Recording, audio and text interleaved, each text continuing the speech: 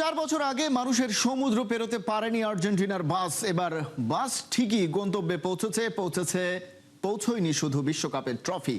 তবে এজিজার ঠান্ডা, বৃষ্টি আর ফাইনাল হারের বিষণ্ণতার মধ্যেও রাস্তার পাশে দাঁড়ানো সমর্থকেরা বুঝিয়ে দিয়েছে আর্জেন্টিনা চ্যাম্পিয়নের সংজ্ঞা শুধু কাপ দিয়ে লেখা হয় না।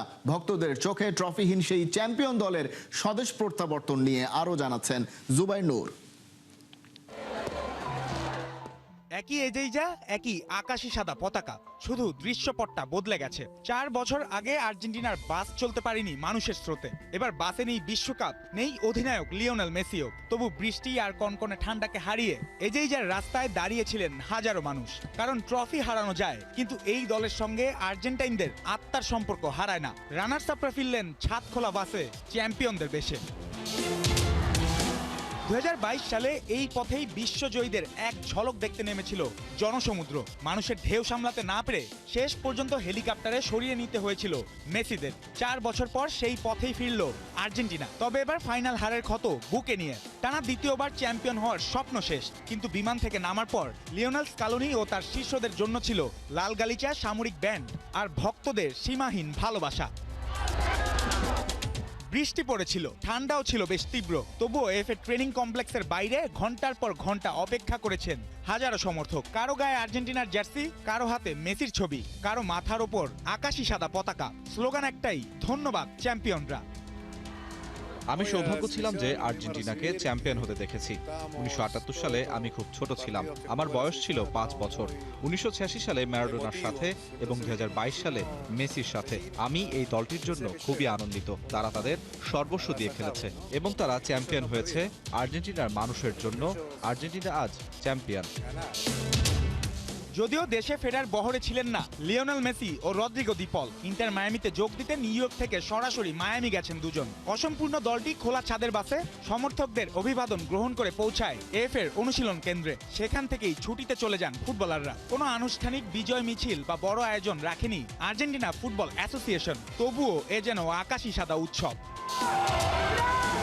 ফাইনালের পর বুয়েনোস এইরেসে নেমেছিল স্তব্ধতা, তবু জড়ো হয়েছিলেন হাজারো মানুষ। কারণ এই বিশ্বকাপ শুধু হারের গল্প নয়, কঠিন নকআউট পথ পেরিয়ে টানা দ্বিতীয় ফাইনাল, ইংল্যান্ডের বিপক্ষে স্মরণীয় প্রত্যাবর্তন। স্কালোনির দল আবারও একটি জাতিকে বেঁধেছে এক সুতোয়। বাসে ট্রফি ছিল না, কিন্তু রাস্তায় দুই পাশে দাঁড়িয়ে থাকা মানুষগুলো বলে দিলেন তাদের চোখে এই দল এখনো চ্যাম্পিয়ন।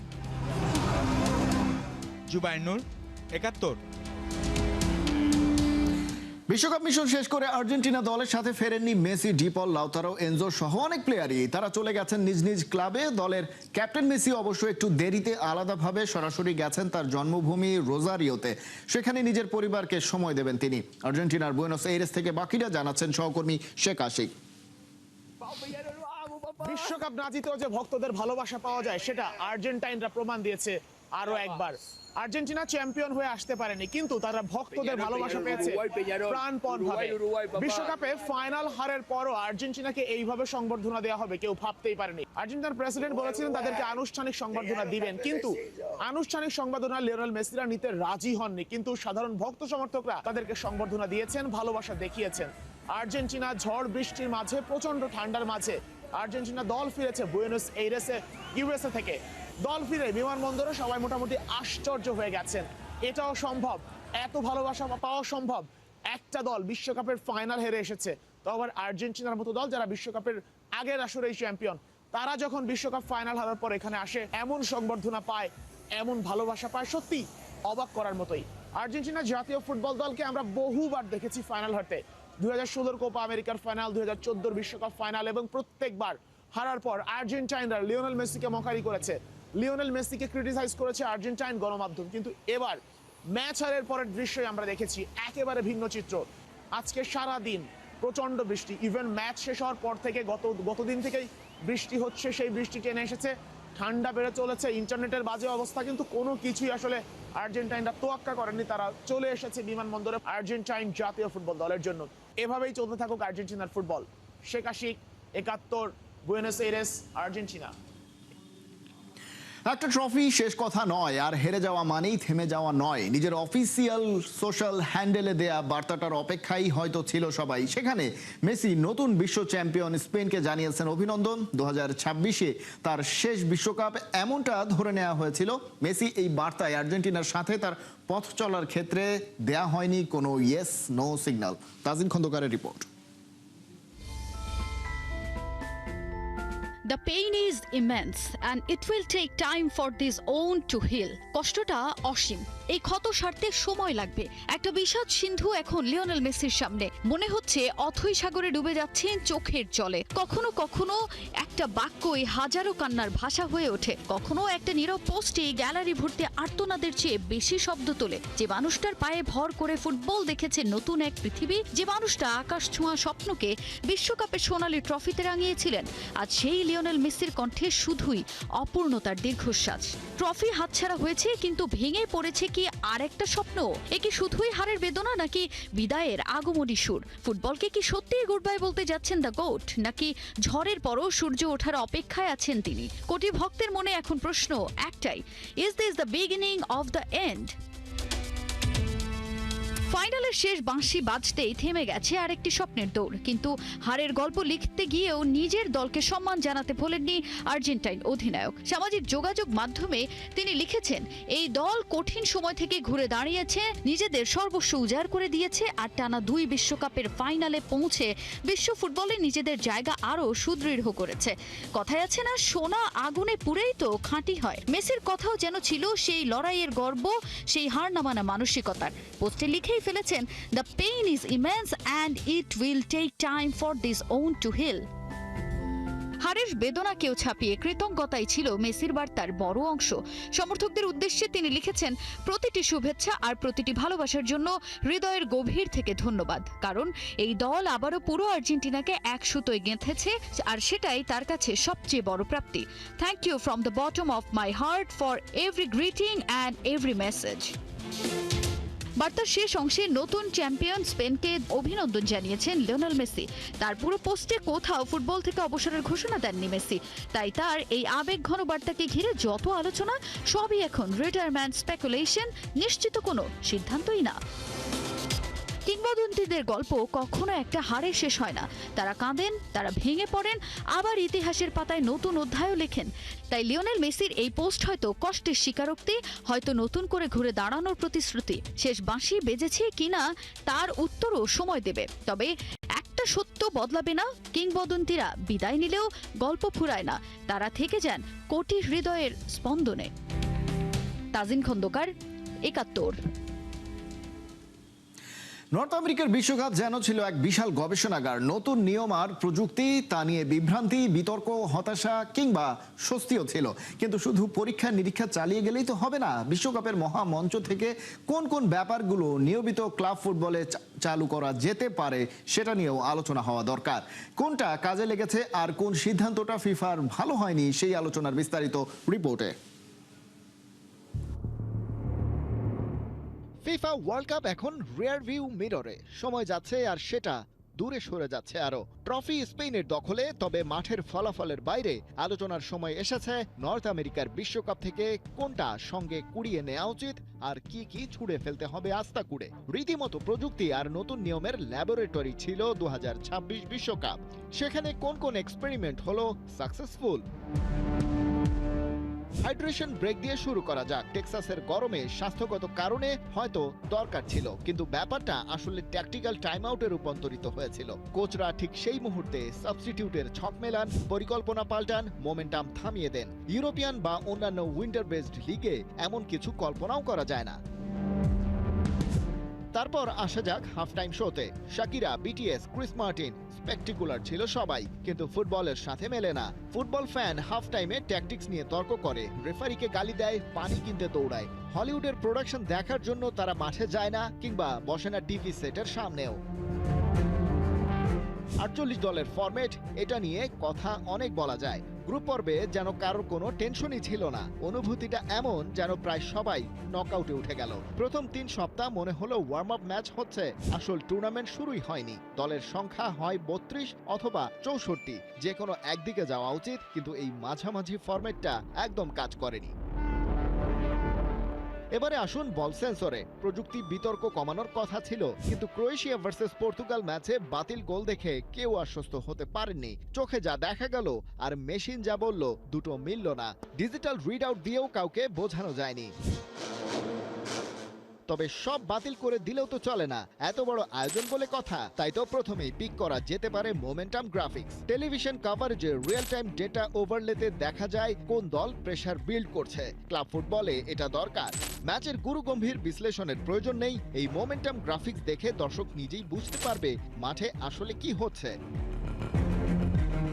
মিস্টেকেন আইডেন্টিটি রুলটাও পিক করা যেতে পারে ক্লাব ফুটবলে।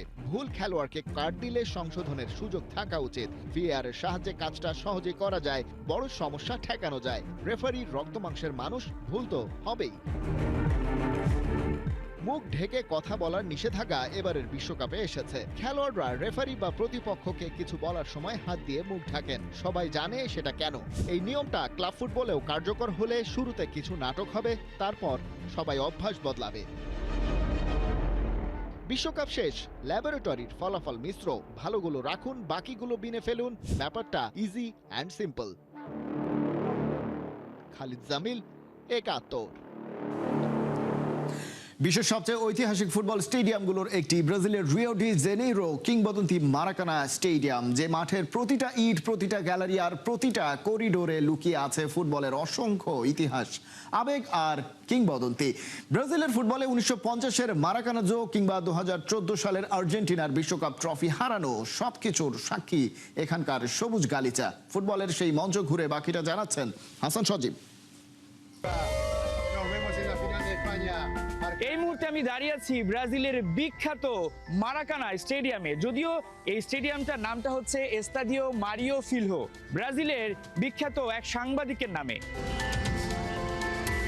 1950 সালে ফিফা বিশ্বকাপের জন্য এই স্টেডিয়ামটা নির্মাণ করা হয়, যাতে একসাথে বসে অনেক দর্শক খেলা দেখতে পারেন। একসময় এখানে প্রায় 2 লাখ দর্শক খেলা দেখেছেন। বর্তমানে আধুনিক সংস্কারের পর গ্যালারির ধারণ ক্ষমতা প্রায় 78,000।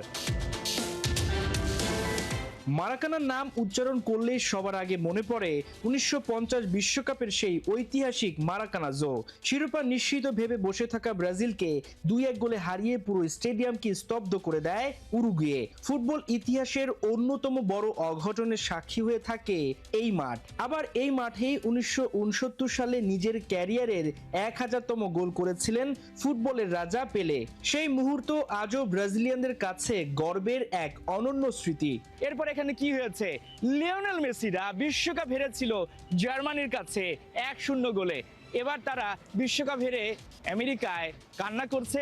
ঠিক সেই সময় আমি দাঁড়িয়ে আছি ব্রাজিলের এই ঐতিহাসিক স্টেডিয়ামে। যদিও শুধু কান্নার ইতিহাস নয়, 2021 সালের কোপা আমেরিকা জেতে আর্জেন্টিনা। এই ভেন্যুতে ফাইনালে ব্রাজিলকে হারিয়ে লিওনেল মেসির হাতে ওঠে তার ক্যারিয়ারের প্রথম বড় ইন্টারন্যাশনাল ট্রফি। আর এর আগে 2016 রিও অলিম্পিকে ইতিহাস গড়ে ফাইনালে জার্মানিকে হারিয়ে প্রথমবারের মতো অলিম্পিক ফুটবলের সোনার পদক জেতে ব্রাজিল। দেশের মাটিতে সেই জয়ের নায়ক ছিলেন নেইমার। ভবিষ্যতে হয়তোবা এখান থেকে কোনো কিংবদন্তি আবার বেড়ে উঠবেন। হাসান সজীব, 71, ব্রাজিল। কথা রেখেছেন তামিম ইকবাল। দ্রুততম সময়ের মধ্যে সেরে বাংলায় তৈরি হয়ে গেছে সাবেক ক্রিকেটারদের জন্য লাউঞ্জ। লর্ডসের আদলে সেই লাউঞ্জে বসে খেলা দেখতে পারবেন প্রায় 300 জন ক্রিকেটার। নাহিয়ান বিন জসিমের রিপোর্টে বিস্তারিত।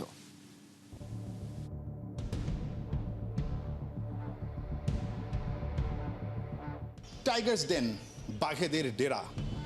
বিশ্বকাপ ফুটবল যখন পুরো বিশ্বকে কাঁপাচ্ছিল, ঠিক এর মাঝে মিরপুরের হোম অফ ক্রিকেটে দারুণ একটা কাজ হয়েছে বিসিবি প্রেসিডেন্ট তামিম ইকবাল খানের মাস্টার স্ট্রোক। ঠিক যে কথাটা তিনি নির্বাচনের আগে বলেছিলেন, যে এই মিরপুরের হোম অফ ক্রিকেটে লর্ডসের আদলে সাবেক ক্রিকেটারদের জন্য একটা লাউঞ্জ করা হবে, ব্যালকনি থাকবে, দুর্দান্ত একটা লাউঞ্জ হবে। সেই লাউঞ্জটা ইতিমধ্যে তৈরি হয়ে গেছে, যার নাম টাইগার্স ডেন। সেই টাইগার্স ডেনটাই আজকে আপনাদেরকে ঘুরে দেখাবো, চলুন।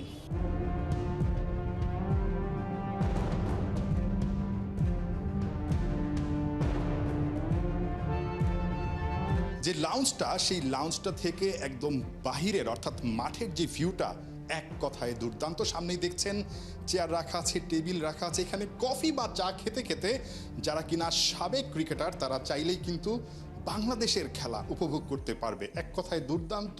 যিনি যখনই আসলে ক্লাবের সভাপতি হবেন ঠিক এই চেয়ারটা কিন্তু তার জন্য বরাদ্দ।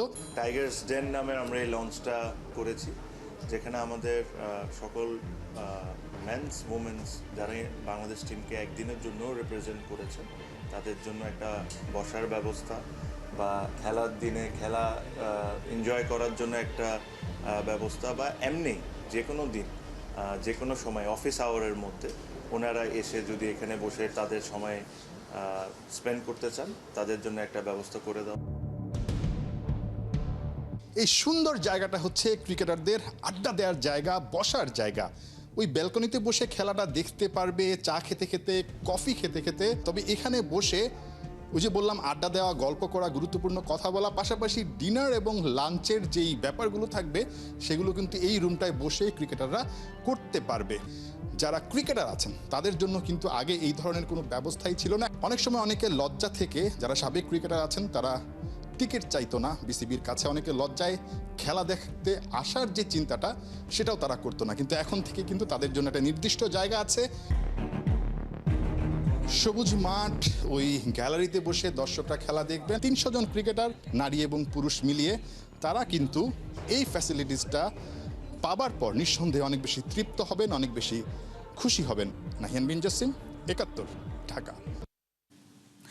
আর্থিক বিষয়ে পরিবার আর ক্যারিয়ার নিয়ে ভাবতে হবে না প্রতিভাবান খেলোয়াড়দের। নতুন কুড়ি স্পোর্টসের সেরা খেলোয়াড়দের জন্য নানান রকমের বন্দোবস্ত করেছে সরকার। ক্রীড়া প্রতিমন্ত্রী জানিয়েছেন জেলা কিংবা মফস্বল শহর থেকে র ট্যালেন্টদের বিকেএসপিতে ভর্তি করিয়ে দেয়া হবে উন্নত প্রশিক্ষণ। সাইফুল রূপকের রিপোর্ট। বাংলাদেশের মেয়েদেরও আশা আছে যে তারা অলিম্পিকে যাবে এবং পদক নিয়ে আসবে। নিজের একটা মনোবল দরকার যে আমরা পারবো, শুধু বাইরের দেশের মেয়ে না, বাংলাদেশের মেয়েরাও জয় করতে পারে। এই বিশ্বাস আপনার? অবশ্যই আছে। বুক ভরা বিশ্বাস, নীল জলে ওরা ঢেউ তুলে মন কাটতে চায় সবার। খেলাপ্রিয় প্রধানমন্ত্রীর দারুণ উদ্যোগ নতুন কুড়ি স্পোর্টস। এই পদক্ষেপ ক্রীড়াঙ্গনকে করবে মজবুত, আন্তর্জাতিক পর্যায় থেকে মিলবে আরও বড় বড় সাফল্য।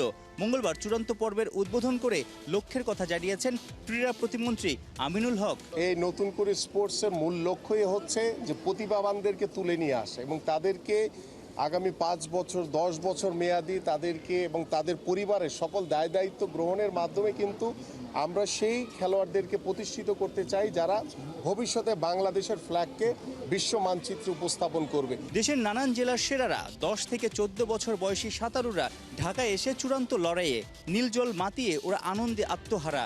বড় স্বপ্ন বুনেছেন, প্রতিমন্ত্রীর কাছে চান সহযোগিতা। আমি 50 মিটার ফ্রি স্টাইলে 28 সেকেন্ড 30 মাইক্রো পয়েন্ট সময় নিয়ে গোল্ড পাইছি। গোল পেয়ে কেমন লাগছে? অনেক ভালো লাগতেছে যে আমি এই জায়গায় গোল্ড পাইছি নতুন করেতে। প্রতিমন্ত্রী কি বলেছে? প্রতিমন্ত্রী বলেছে কনগ্রাচুলেশন, আমি বলছি ধন্যবাদ। ঠিক আছে। আর কোনো আশা দিয়েছে?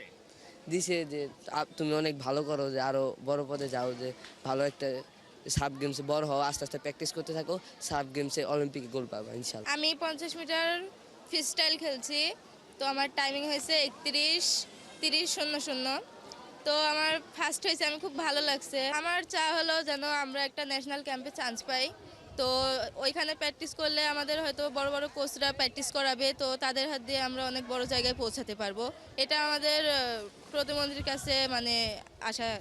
অতীতে দেখা গেছে প্রতিভা তুলে এনে যত্ন নিতে ব্যর্থ হয়েছে, মেধাবীরা হারিয়েও গেছে। নতুন সরকার নতুন কুড়ির প্রতিভাবানদের নিয়ে কি ছক আঁকছে? তাদেরকে বাছাই করার মাধ্যমে আমরা বিকেএসপিতে তাদেরকে ভর্তি করার সুযোগ করে দিব এবং সেই বিকেএসপিতে তার পড়াশোনা, খেলাধুলা, সে যতদিন নিজেদেরকে প্রতিষ্ঠিত করতে না পারে ততদিন আমাদের এই সহযোগিতা, সার্বিক সুযোগ সুবিধা তাদের জন্য অব্যাহত থাকবে। ক্রিকেট, ফুটবল, কাবাডি, অ্যাথলেটিক্স, দাবা, ব্যাডমিন্টন, সাঁতার ও মার্শাল আর্টস মোট 8 ইভেন্ট নিয়ে চলছে নতুন কুড়ির প্রথম আসর। 27 জুলাই আর্মি স্টেডিয়ামে সেরাদের হাতে পুরস্কার তুলে দেবেন প্রধানমন্ত্রী তারেক রহমান। সাইফুল রূপক, ৭১। এই ছিল এখনকার খেলা যোগে। সরাসরি সংবাদ আর অনুষ্ঠান দেখতে চোখ রাখুন ৭১-এর ফেসবুক পেজে এবং সাবস্ক্রাইব করুন ৭১-এর ইউটিউব চ্যানেল। ৭১-এর সাথেই থাকুন।